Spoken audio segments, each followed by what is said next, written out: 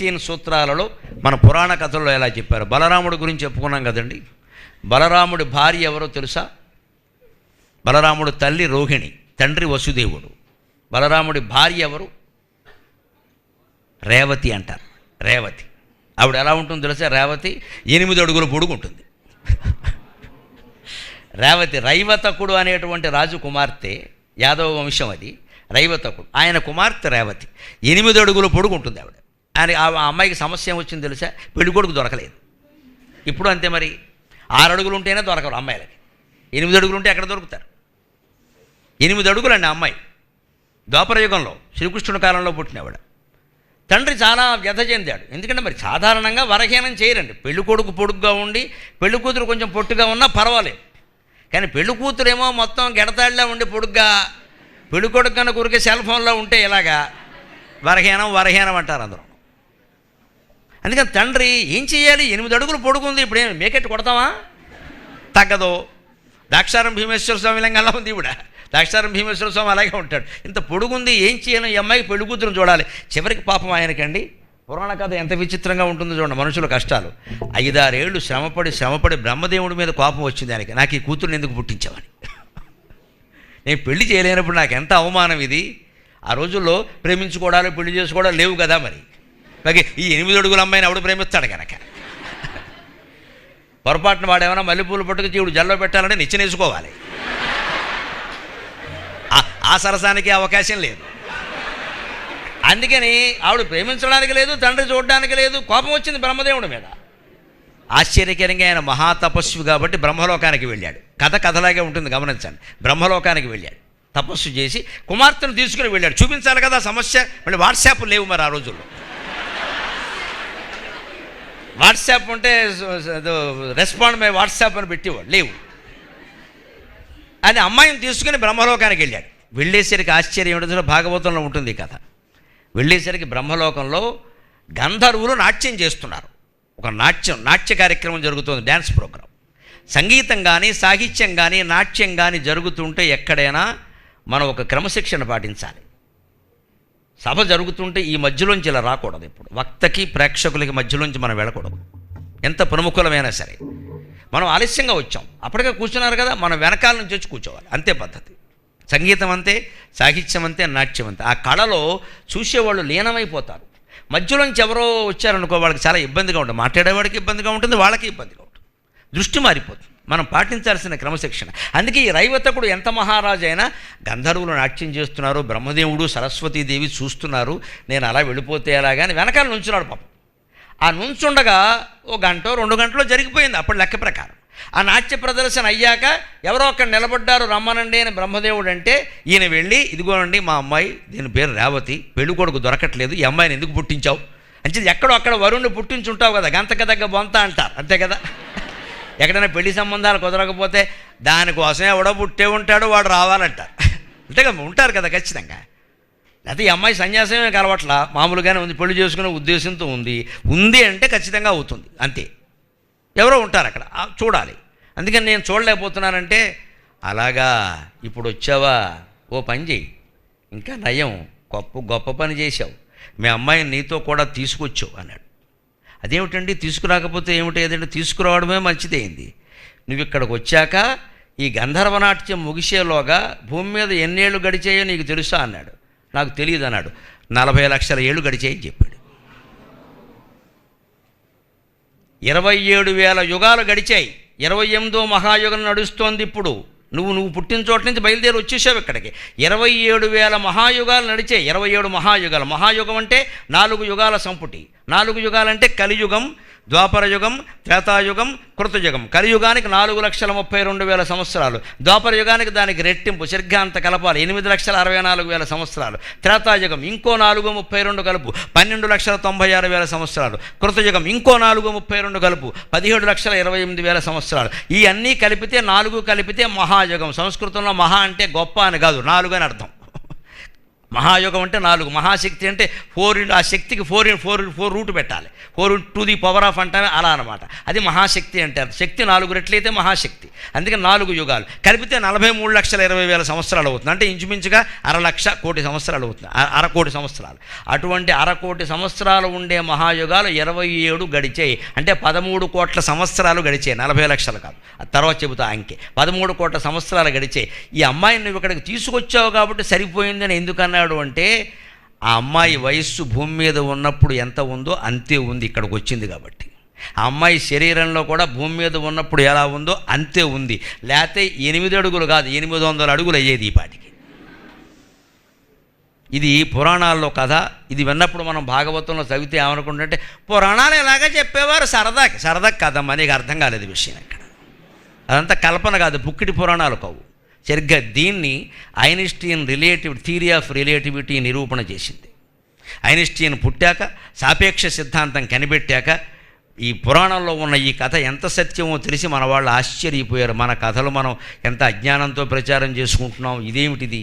Einstein చెప్పింది ఏమిటంటే, ఒక వ్యక్తిని ఎవరినైనా సరే కాంతి వేగంతో ప్రయాణించే సాధనంలో కూర్చోబెట్టండి. కాంతి వేగం అంటే సెకనికి 1,60,000 మైళ్ళు ఎంతో ఉంది కదా, అంత వేగంతో ప్రయాణించే సాధనంలో కూర్చోబెట్టి 10 ఏళ్ల అబ్బాయిని మీరు ఆండ్రోమీడియా గెలాక్సీ అంటమే, దేవయాని గంగ అంటారు తెలుగులో, పల్లెటూరు భాషలో దేవయాని గంగ అంటారు. ఆ దేవయాని గంగ ప్రాంతానికి పంపించండి. ఒక వ్యక్తిని 10 ఏళ్ల అబ్బాయిని పంపించండి. ఇందులో కూర్చోబెట్టి కాంతి వేగంతో ప్రయాణించేటువంటి సాధనంలో కూర్చోబెట్టండి. సెకనికి 1,60,000 మైళ్ళు సుమారుగా ప్రయాణించే వేగంలో ఉన్న వాహనంలో అతన్ని కూర్చోబెట్టి పంపించండి. అతను అక్కడికి వెళ్తాడు, అక్కడ పని చూసుకుని వస్తాడు. వచ్చేసరికి అతని వయస్సు 56 సంవత్సరాలు పెరుగుతుంది ఆ వేగాన్ని బట్టి. కానీ భూమండలం మీద 40 లక్షల ఏళ్ళు గడిచిపోతాయన్నాడు ఐన్స్టీన్ కనిపెట్టాడు. 40 లక్షల ఏళ్ళు గడుస్తాయి.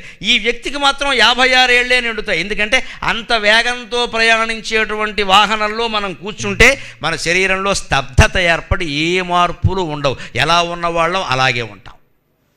విమానం కూడా అతి వేగంతో వెడుతున్నప్పుడు చూడండి, శరీరం స్తంభించినట్టుగా అనిపిస్తుంది. రైలు బుల్లెట్ వేగంతో వెడుతుంటే శరీరం స్తంభించినట్టుగా అనిపిస్తుంది.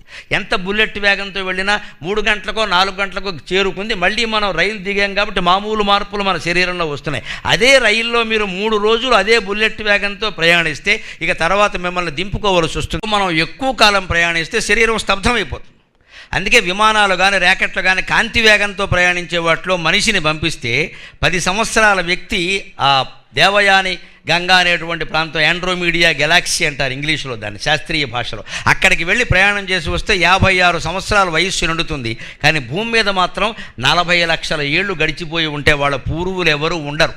అందుకే ఆ బ్రహ్మదేవుడు ఏమన్నాడు అంటే, రైవతక మీ అమ్మాయిని తీసుకుని నువ్వు ఇక్కడికి వచ్చాక 27 మహాయుగాలు గడిచాయ్యా. నీ తాతలు తండ్రులు వాళ్ళెవరు, నీ పిల్లలు మనవలు మునిమనవాళ్ళు అందరూ పోయారు, ఎవరూ లేరు. ఇది 28వ మహాయుగం నడుస్తుంది. ఇప్పుడు ద్వాపర యుగం నడుస్తుంది. ఇందులో శ్రీకృష్ణుడికి అన్నగారుగా బలరాముడు పుట్టాడు. మీ అమ్మాయి 8 అడుగులు అయితే ఆయన 10 అడుగులయ్యా, ఆయనకి ఇచ్చి పెళ్లి చేసి అన్నాడు.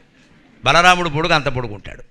అందుకే బలరాముడు ఆయుధం నాగలి, రైతు నాగలి బలరాముడు ఆయుధం. ఆ నాగలితో ఆయన ఒకసారి దుర్యోధనుడి మీద కోపం వచ్చి హస్తినాపురాన్ని పెళ్లగించే ప్రయత్నం చేస్తే మొత్తం బిల్డింగ్ కాదు రాజధాని మొత్తం పైకి లేచిపోయింది, గొడవలేదు. మొత్తం ఇలా పట్టుకుని లేపేశాడు ఆయన. అంత బలరాముడు. అందుకే ఆయన బలరాముడు. నిజానికి కురుక్షేత్ర యుద్ధంలో ఆయన పాల్గొని ఉంటే, ఆయన పాల్గొన్న పక్షంలో ఆయన ఒకడే ఉంటాడు, మొత్తం 2 పక్షాలు పోతాయి, అంత బలం ఉంది ఆయన. అందుకే ఆయనకి తెలుసు దుర్యోధనుడి మీద అభిమానం, పాండవుల ధర్మం. ఇటు ధర్మపక్షాన పోరాడితే మనకి ఇష్టమైన వాడిని చంపాలి, ఇష్టం కోసం పోరాడితే ధర్మం నశిస్తుంది. ఎందుకు వచ్చిన గొడవ అని చెప్పి కాశీయాత్ర స్పెషల్ టికెట్లు బుక్ చేసుకున్నాడు. తీర్థయాత్రకి వెళ్ళిపోయాడు. ఇష్టం లేని పని చేయాలంటే అంతే, సెలవు పెట్టి పోవడమే. ఐఏఎస్ ఐపీఎస్ ఆఫీసర్లు ఉంటారు, ఏదైనా ఇష్టం లేని పని చేసి వచ్చినప్పుడు పెరసనల్ సెలవు మీద వెళ్ళిపోతారు, లాంగ్ లీవ్ అని. గొడవలేదు ఎందుకు వచ్చింది, వాళ్ళు వచ్చేసరికి ఎవడో సంతకం పెడతారు, గొడవలేదు. తప్పించుకోవాలంటే అంతే. ఆ బలరాముడికి ఇచ్చి పెళ్లి చేశారు. అది రేవతి కాదు. ఇప్పుడు ఐన్స్టీన్ సిద్ధాంతాన్ని భాగవతంలో చెప్పిన రేవతి బలరాముల వివాహంతో పోల్చుకుంటే ఆ వివాహాన్ని సైన్స్ అంటావా, కేవలం క్యాటరింగ్ పెళ్ళి అంటావా? ఐన్స్టీన్ చెప్పింది సరిగ్గా లెక్క. ఈ వేగంతో ప్రయాణిస్తే ఇంతే ఉంటుంది. అంచేత ఇతర గ్రహాల్లో ఉండే పరిస్థితులు చూడాలంటే మనుషులు దీనికి సిద్ధంగా ఉండాలి. ఇప్పుడు మన పురాణాల్లో బ్రహ్మదేవుడి యోగంలో ఇన్ని యుగాలు గడిచాయి, అన్ని లోకాలు గడిచాయి, ఇలా మార్పు వచ్చిందన్నది నిజాలా కాదా? పుక్కిటి పురాణాలంటే అలాగా అంతటి వైభవం ఉంటుంది ఖచ్చితంగా. అలాంటి కథలన్నీ మనం జోడించుకుని తెలుసుకుంటే అనేక విషయాలు తెలుస్తాయి. ఇంకొక మాట చాలా ముఖ్యమైనది. ఇవాళ బ్యాటరీ బ్యాటరీ బ్యాటరీ అంటున్నాం మనం. డైనమో డైనమో డైనమో అంటున్నాం. డైనమో కనిపెట్టిన వాళ్ళ పేర్లన్నీ రకరకాలుగా ఉన్నాయి. డైనమోకి బ్యాటరీకి మూల పురుషుడు ఎవరో తెలుసా? అగస్త్య మహర్షి. అగస్త్య సంహితలో ఆయన అనేక విషయాలు చెప్పాడు. నేను ఇవాళ చెబుతున్న విషయాల్లో చాలా భాగం మీరు ప్రత్యక్షంగా చదవాలి అనుకుంటే నేను చెబుతున్న మొహమాటం లేకుండా భారతీయ వైజ్ఞానిక పరంపర అని గుజరాత్కు చెందిన శాస్త్రవేత్త సురేష్ సోని అనే మహానుభావుడు రాశాడు. తెలుగులో బెల్లంకొండ మల్లారెడ్డి గారు దాన్ని అనువాదం చేశారు. ఇక్కడ విజయవాడ బుక్ షాపులన్నీ ఉంటాయి. గవర్నర్పేటలో సాహిత్య నికేతన్ బుక్ షాపులో ఆ పుస్తకాలు దొరుకుతున్నాయి. కావలసిన వాళ్ళు, ఆసక్తి ఉన్నవాళ్ళు కొనుక్కొని చదవండి. ఇంకా చాలా విషయాలు ఉంటాయి. నేను చెబుతున్నది కేవలం 2 గంటల ప్రసంగంలో చాలా తక్కువ. అందులో కొన్ని వందల విషయాలు, 100 పేజీలు పైగా ఉంటుంది ఆ పుస్తకం. అది అందులో చాలా విషయాలు మీకు ఉపయోగపడే ఉంటాయి. దానికి మీకు ఇంగ్లీష్ ట్రాన్స్లేషన్ కూడా ఉంటుంది. తెలుగులో ఇబ్బంది అయిన వాళ్ళు ఇంగ్లీష్లో చదువుకోవచ్చు. విషయం తెలియడం ప్రధానం. ఇంకో మాట, అగస్త్యుణ్ణి కుంభ సంభవుడు అంటారు. పురాణాల్లో ఎక్కడైనా చూసాడు కుంభజుడు, కుండలోంచి పుట్టాడు. కుండలోంచి మనుషులు పుడతారా అండి? దానికి ఏదో కథ చెప్పారు. ఏం చెప్పారో తెలుసా? అగస్త్యునికి వశిష్ఠుడు ఇద్దరు పుట్టారట కుండలోంచి. ఇద్దరు కూడా కుంభ సంభవులే. ఎక్కడి నుంచి పుట్టారట? మిత్రావరుణులు అన్నారు. సూర్యుడు వరుణుడు ఇద్దరు వల్ల వీళ్ళు పుట్టారు. సూర్యుడు వల్ల వరుణుడు వల్ల ఇద్దరు పుట్టేవాడి కుండలో పుట్టడం ఏమిటి? వీళ్ళకి మధ్యలో తల్లి ఎవరు పెట్టారో తెలుసా? ఊర్వశిని పెట్టారు. ఊర్వశి అంటే దేవలోకంలో ఉండే నర్తకీమణి. ఆవిడ్ని పెట్టారు. ఊర్వశి నర్తకీమణి. వాళ్ళు ఎప్పుడూ గర్భాలు ధరించరు. అసలు దేవతా స్త్రీలు ఎవరికి గర్భాలు ధరించడం అనేది ఉండదు. అసలు ఆ ప్రక్రియ లేదు అక్కడ. వాళ్ళు పిల్లల్ని కనడం అనేది ఉండదు. వాళ్ళ సంకల్పంతో సంతానాన్ని సృష్టిస్తారు. కానీ మనకి మళ్ళీ 9 నెలలు 90 నెలలు మోసిగానం ఇవే ఉండవు అక్కడ. మరి ఊర్వశి తల్లి ఏమిటి? మిత్రుడు అంటే సూర్యుడు, వరుణుడు అంటే జలం. సూర్యుడు జలం తండ్రి ఏమిటి? అందులోంచి అగస్త్యుడు పుట్టడం ఏమిటి? కుంభ సంభవుడు. ఆశ్చర్యకరమైన విషయం, ఆయన కుంభం ద్వారా, ఘటం ద్వారా విద్యుత్ బ్యాటరీ ఎలా పుట్టించవచ్చో కనిపెట్టాడు. అందుకని ఆయన కుంభ సంభవుడు అన్నారు. సూర్యుని 8వ కిరణం చూసిన వాడిని పశ్యకుణ్ణి కశ్యపుడు అన్నట్టే విద్యుత్ బ్యాటరీని నిల్వ చేసుకున్నటువంటిది. బ్యాటరీ అంటే విద్యుత్ నిల్వ ఉంటుంది కదా. ఆ బ్యాటరీలో విద్యుత్ నిల్వ చేసుకునే విధానాన్ని ఒక కుండ ప్రయోగం ద్వారా ఆయన కనిపెట్టాడు. సంస్థాప్య మృణ్మయే పాత్రే తామ్రపత్రం సుసంస్కృతం. అగస్త్య సంహితలో ఉన్నటువంటి శ్లోకం యథాతథంగా చెబుతున్నాను. నేను దాని అర్థం చెబుతాను. సంస్థాప్య మృణ్మయే పాత్రే తామ్రపత్రం సుసంస్కృతం ఛాదయేచ్చ శిఖిగ్రీవేన చ ఆర్ద్రాభిః కాష్ఠపాంశుభిః. ఛాదయేత్ శిఖిగ్రీవేన చ ఆర్ద్రాభిః కాష్ఠపాంశుభిః దస్తాలోధ నివేష్టవ్యక పాదరాచ్ఛాదితస్తతః సంజాయతే సంయోగాజ్జాయతే తేజో మిత్రావరుణ సంజ్ఞితం. సంయోగాజ్జాయతే తేజో మిత్రావరణ సంజ్ఞితం. జాయతే తేజ. విద్యుత్తు పుడుతుంది ఖచ్చితంగా. ఎలాగయ్యా? బ్యాటరీ ద్వారా పుట్టించడం ఎలాగయ్యా? సంస్థాప్య మృణ్మయే పాత్రే. మట్టి కుండ తీసుకోండి. అందులో రాగి పలక ఒకటి శుభ్రం చేసి దానికి మట్టి రేణువులు ఏమీ లేకుండా అది తేజోవంతంగా ఉండేలాగా శుభ్రం చేసి లోపల ఒక రాగి పలక 2 చివర్లు తాకే విధంగా దీర్ఘచతురస్రాకారంలో పెట్టండి. దాని మీద తామ్రపత్రం సుసంస్కృతం ఛాదయేత్ శిఖిగ్రీవేన. శిఖిగ్రీవంతో దాన్ని కప్పండి. శిఖిగ్రీవం అంటేనండి, శిఖి అంటే నెమలి, గ్రీవం అంటే మెడ. ఈ శ్లోకం చూడగానే నాగపూర్ యూనివర్సిటీలో ఇంజనీరింగ్లో ప్రొఫెసర్ అయిన ఒక ఆయనకి సంస్కృత అధ్యాపకుడు ఈ శ్లోకాన్ని ఇచ్చి, ఇది ఏదో పరిశోధన అండి, బ్యాటరీ ఇలా ఉంచుతా, ఇది చేసి చూడండి అంటే ఆయన అనుకున్నాడు పాపం శిఖిగ్రీవం అంటే అర్థం కాల, మిగిలినవి అర్థమవుతున్నాయి. కానీ శిఖిగ్రీవం అంటే నెగంటివ్ చూశాడు, నెమలి మెడ అని ఉంది. వెంటనే ఆయన ఏమనుకున్నాడు, నెమలి మెడను కోసి తెచ్చి ఇక్కడ పెట్టాలేమో, మరి ఉంది కదా శిఖిగ్రీవం అని. ఆయన పాపం ఏం చేశాడు, హింస తెలియదు కదా, చంపి విదేశీయులు అయితే నెమలిని కోసేస్తారు, ఇంకేం ఆలోచించరు అక్కడ, దయాదాక్షిణ్యం ఉండదు, కోసేవా నెమలు అంటారు అంతే. మన శాస్త్రజ్ఞులు అలా ఒప్పుకోరమ్మా, నా ప్రయోగం కోసం నెమలిని చంపాలా అనవసరంగా, ఎంత అందమైంది నెమలి, ఒక నెమలిని నేను పుట్టించగలనా, కాకులను పుట్టించగలం, మనం నెమలను పుట్టించలేము. అందుకని ఆయన ఏం చేశాడంటే బాబు జూకి వెళ్ళేట, జంతు ప్రదర్శనశాలకు వెళ్ళి, ఏమండి మీ దగ్గర ఏమైనా నెమలి ఈ మధ్యలో చనిపోయిందా అన్నట్ట. లేదండి చనిపోలేదు, మీకింది, నాకు దాని నెమలి మెడ కావాలండి, బతుకున్న మెడ కాదు కదా, చనిపోయాక నాకు చెప్పండి, నేను వచ్చి తీసుకెడతాను, తాజాగా ఉండాలండి, చనిపోగానే చెప్పండి అంటే ఒక అప్లికేషన్ ఇవ్వండి, మీ పేరు చిరునామా అన్నీ రాసివ్వండి, ఏదైనా చనిపోతే మీకు చెబుతామంటే ఏదీ చనిపోకపోవడం వల్ల, నెమలి మెడ దొరక్కపోవడం వల్ల 6 నెలలు ఆయన పరిశోధన ఆగిపోయింది. ఇలాగే ఎవరితో మాట్లాడు, తపన ఉండాలి కదా, మనసులో తపన ఉంటే దొరుకుతుందండి. ఆయన ఎవరో 4 ముగ్గురు దగ్గర అంటున్నాడు ఈ విషయాన్ని, ఒక ఆయుర్వేద వైద్యుడి దగ్గర అన్నట్ట. శిఖిగ్రీవం దొరకలేదండి, అందుకని పరిశోధన. శిఖిగ్రీవం దొరకపోవడం ఏంటండి, అన్ని చోట్ల ఉంది కదా అన్నట్ట. అదేమిటి అంటే నెమలి మెడ కాదా, నీ ఇల్లు బంగారం కానీ ఇంకా తెచ్చావు కాదు, నరికేసావు కాదు, కాపర్ సల్ఫేట్ అయ్యా, CuSO4, దాన్ని సంస్కృతంలో శిఖిగ్రీవం అంటారని చెప్పాడు. కాపర్ సల్ఫేట్ ఆ రంగు నెమలి మెడ రంగులో ఉంటుంది ఆ పదార్థం, అందుకని దాన్ని శిఖిగ్రీవం అంటారు సంస్కృతంలో. అందుకే వీళ్ళు ఇంగ్లీష్ వాళ్ళు కాపర్ సల్ఫేట్ ఏర్పడితే మనం కాపర్ సల్ఫేట్ అని ఆలోచిస్తాం. మనం సంస్కృతంలో శిఖిగ్రీవం అంటే నిఘంటువు చూస్తే ఇంకేముంటుందండి, అదే ఉంటుంది ఖచ్చితంగా, వేరే ఉంటుంది. చూడకపోతే అలాగా కలశం అని ఉంటుంది నిఘంటువు. కలశం అంటే మీకు అర్థం కాలేదనుకో, నిఘంటువులో ఏముంటుంది, చెంబు అని ఉంటుంది. కానీ చెంబు వేరు, కలశం వేరమ్మా. కలశం పూజలో వాడతారు, చెంబు ఎక్కడ వాడతారో తెలుసు. కలశం అంటే చెంబు అని అర్థం చెబితే అలాగా, కలశం వేరు, చెంబు వేరు. విద్యుత్తు పుడుతుంది, ఎన్ని రకాలుగా పుడుతుంది తెలుసా? తటిద్విద్యుత్తు, సౌదామని విద్యుత్తు, ఇన్ని కనిపెట్టారు వాళ్ళు అగస్త్య సంహితలో. సౌదామని విద్యుత్తు, మేఘాల నుంచి పుట్టే విద్యుత్తు. తటిద్విద్యుత్తు అంటే పట్టు చీరలు ఉంటాయే, పట్టు చీరలు ఓదానకోటి ఇలా రాస్తే ఘర్షణ వల్ల విద్యుత్తు పుడుతుంది, దాన్ని తటిద్విద్యుత్తు అంటారు. రత్నాలు ఉంటాయి ఉంగరాల మీద, ఇలాంటి రాళ్ళు పచ్చలు మెరుపులు కెంపులు ఉంటాయి. ఈ రాళ్ళు కనుక ఒకదానికి ఒకటి ఘర్షణ చేస్తే ఆ రత్నాలు ఘర్షించుకున్నప్పుడు పుట్టేటువంటి శక్తిని సౌదామిని విద్యుత్ అంటారు. మేఘాల నుంచి పుట్టే మామూలు ఇప్పుడు పుడుతున్న విద్యుత్తుని విద్యుత్తు అంటారు. ఇంకోటి శతకుంభం విద్యుత్ అంటారు, విద్యుత్తుకు మరొక పేరు శతకుంభం అంటారు. అంటే ఈ కుండలోంచి బ్యాటరీని పుట్టించడం ఉందే, 100 బ్యాటరీల్లో ఉండే శక్తి వినియోగిస్తే ఒక లోహం పుడుతుంది, అది బంగారం. బంగారాన్ని శతకుంభం అంటారు.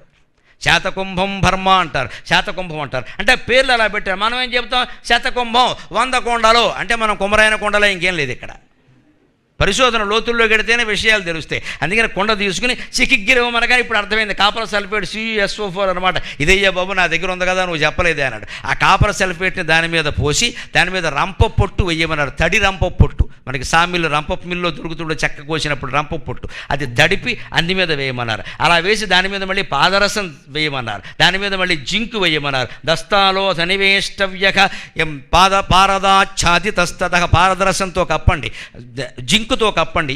ఈ పదార్థాలతో కప్పిన తర్వాత తీగల అడుగు నుంచి తీసి పైనుంచి కలపండి, విద్యుత్తు పుడుతుంది. అది శతకుంభ సమం. బ్యాటరీలో విద్యుత్తు నిల్వ చేసే విధానం అదే. అంటే నాగపూర్ యూనివర్సిటీకి చెందిన PP హోలే అనేటువంటి ఇంజనీర్ ఆ పరిశోధనలు చేసి నిరూపణ చేశాడు. ఎప్పటి అగస్త్యుడు, ఎప్పటి అగస్త్య సంహిత, కాశీఖండంలో ఉన్నాడు అగస్త్యుడు, బ్రహ్మాండ పురాణంలో ఉన్నాడు అగస్త్యుడు. అంతేకాదు లలితా సహస్రం స్వయంగా హయగ్రీవుడు ద్వారా విన్నటువంటి మహర్షి అగస్త్యుడు. ఎప్పటిది లలితా సహస్రం, ఎన్ని వేల ఏళ్ల క్రితం నాటిది, అన్ని వేల ఏళ్ల క్రితం అగస్త్య సంహితలో బ్యాటరీ తయారు చేసే విధానం ఉంటే ఇవాళ బ్యాటరీలు డైనమోలు అన్ని విదేశీయుల పేర్ల మీద మనం చదువుకుంటున్నామే. మనం ఉన్న విజ్ఞానం అంతా మతం కిందకి తోసేసాం, గుడి కిందకి అప్పేసాం. దీన్ని ఆ విజ్ఞానం అజ్ఞానంగా మారింది ఇవాళ. అది గ్రహించడం కోసమే మనం ఇవాళ సమావేశం అయ్యాం ప్రత్యేకంగా. ఇటువంటి విద్యుత్ ఇన్ని రకాలుగా తయారవుతుంది. అదే కర్రకి కర్ర రాపిడి చేస్తే శక్తి పుడుతుంది, దాన్ని అశని అంటారు. అశని అంటే పిడుగుపాటు అని అర్థం. పట్టు చీరలో రాపిడి చేస్తే విద్యుత్ పుడుతుంది, దాన్ని ప్రత్యేకించి తటిత్ అంటారు. రత్నాలు రాపిడి చేస్తే విద్యుత్ పుడుతుంది, దాన్ని సౌదామిని అంటారు. 100 కుండల విద్యుత్తు ఒక్కసారి వినియోగించగలిగితే శక్తి రాగి బంగారంగా మారుతుంది. ఇవాళ మీకు వెండి కోటింగ్, బంగారు కోటింగ్, రాగి కోటింగ్, కోటింగ్ వెనకాల ఉండే ప్రక్రియ అంతా ఇదే. సరిగ్గా 100 కుండల శక్తిని వినియోగించరు. ఈ శతకుంభ ప్రక్రియని కనిపెట్టాడు కాబట్టి అగస్త్యుణ్ణి కుంభోద్భవుడు అన్నారు, కొండలోంచి పుట్టాడు అన్నారు. అంతేగాని ఆయన ఆసుపత్రిలో కాకుండా కొండలోంచి పుట్టలేదు. ఎక్కడ కొండలోంచి మనుషులు పుట్టారు. వాళ్ళు కనిపెట్టిన విధానాలను బట్టి వాళ్ళకి ఇంటి పేర్లు మనుషుల పేర్లు వచ్చాయండి. ఇప్పటికీ బ్రాహ్మణుల్లో కొంతమంది ఇంటి పేర్లు ద్విభాష్యం అని ఉంటుంది, ద్విభాష్యం, సామవేదం అని ఉంటుంది ఇంటి పేరు. అంటే వాళ్ళ పూర్వులు సామవేదంలో చాలా గట్టి పండితులు, అందుకని ఆయనకే పేరు వస్తుంది, లేత రాదండి. ఇప్పుడు ఉన్నవాళ్ళు కావచ్చు కాకపోవచ్చు, కానీ పూర్వులు అయ్యారు కదా. ద్విభాష్యం అంటే వేదానికి ఉండే 2 భాష్యాలు చదివారు, అందుకని వచ్చింది ఆ పేరు. అది ఖచ్చితంగా. లాయర్ల పేర్లు మీరు గమనించిన ప్రముఖ గాయకుడు PB శ్రీనివాస్, ప్రముఖ గాయకుడు. మీరు ఇప్పుడు లేడు ఆయన, PB శ్రీనివాస్. పాత పాటలన్నీ ఆయనే పాడాడు, పెద్దవాళ్ళకి తెలుసు. ఆయన ఇంటి పేరు ఏమిటో తెలుసు, ప్రతివాది భయంకరం శ్రీనివాస్. పాటలు పాడేవాడి పేరు భయంకరం ఏమిటండి, ఆయన ఇంటి పేరు అది. ఎందుకు వస్తుంది ప్రతివాది భయంకరం? నాకెవరో లాయర్కి ఇస్తారు ఆ పేరు, న్యాయవాదికి ఇస్తారు. ఆయన వాదన మొదలు పెడితే అవతలవాడు వెళ్ళిపోవాల్సిందే కోర్టు వదిలిపెట్టి.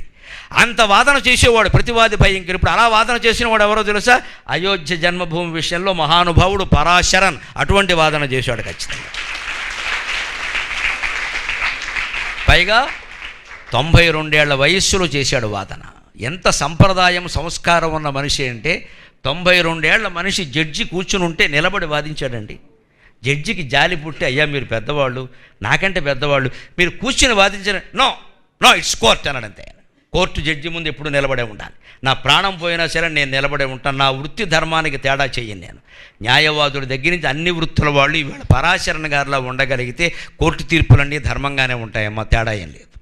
ఆయన అంత వాదించాడు. అటువంటి న్యాయమూర్తి ప్రతివాది భయంకరంగానే ఉంటాడు. మరి అలా ఇంటి పేర్లు ఏర్పడ్డాయి. అలాగే కుంభోద్భవుడు అని ఏర్పడింది.